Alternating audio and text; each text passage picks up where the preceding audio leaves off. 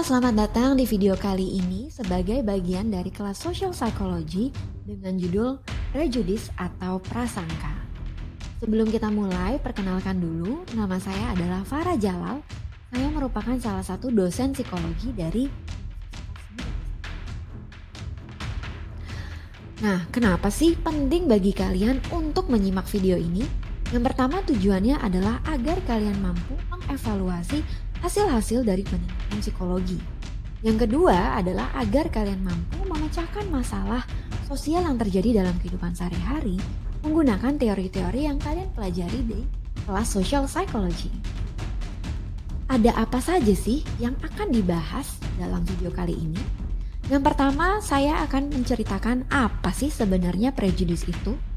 Yang kedua, saya akan memaparkan tipe-tipe dari prasangka atau prejudice. Kemudian, kenapa sih prasangka itu bisa muncul?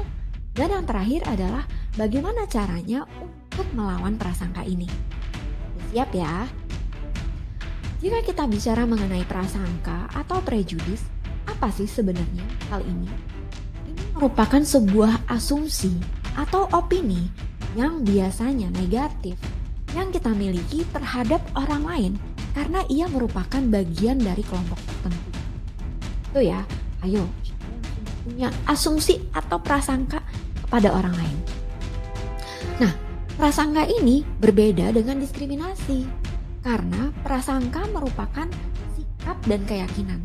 Jadi hanya sebatas evaluasi positif atau negatif. Sedangkan diskriminasi adalah tindakan yang kamu lakukan sebagai hasil dari asumsi yang kamu miliki. Jelas ya bedanya ya. Kemudian, ada apa saja sih tipe-tipe prasangka itu? Sebenarnya setiap kultur, setiap negara mungkin memiliki tipe-tipe prasangka yang berbeda.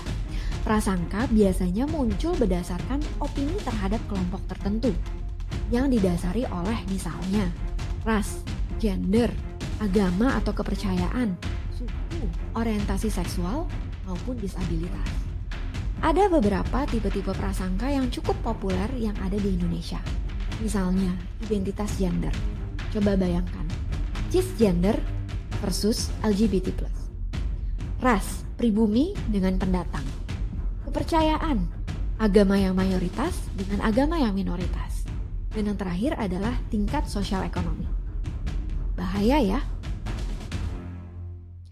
Nah, kenapa sih sebenarnya prasangka itu bisa muncul?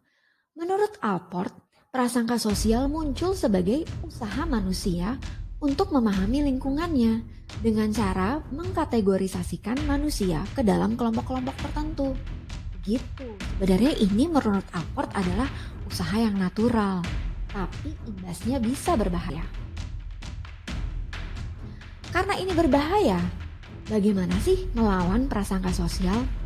Nah, sebelum kamu memiliki asumsi terhadap kelompok tertentu, ada baiknya kamu memikirkan atau merefleksikan pertanyaan-pertanyaan sebagai berikut. Yang pertama, kenapa ya saya punya pemikiran seperti ini? Yang kedua, bukti apa yang saya miliki bahwa penilaian saya terhadap orang atau kelompok tertentu ini?